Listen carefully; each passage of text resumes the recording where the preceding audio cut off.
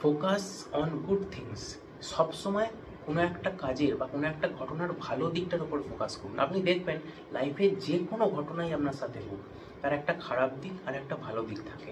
আমরা সবসময় খারাপ দিকটাকেই নিয়ে ডিপ্রেশনে চলে যাই বা অ্যাংজাইটি করি।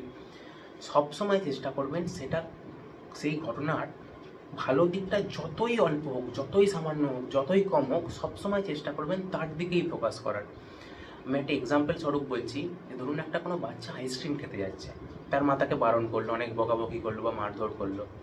তার কি হলো, ইনিশিয়াল বাচ্চাটা মন খারাপ করে বসে রইলো, কাঁদলো, খুব কাঁদলো।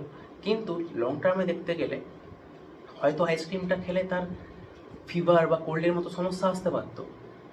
সেই সাফারিংটা কি হতো, সেই সাফারিংটা এই বকাবকি মারের থেকে অনেক বেশি হতো। তাহলে ইনিশিয়ালি দেখতে গেলে আপনার সাফারিংটা খুব কম হলো, কিন্তু লং টার্মে এটা আপনার জন্য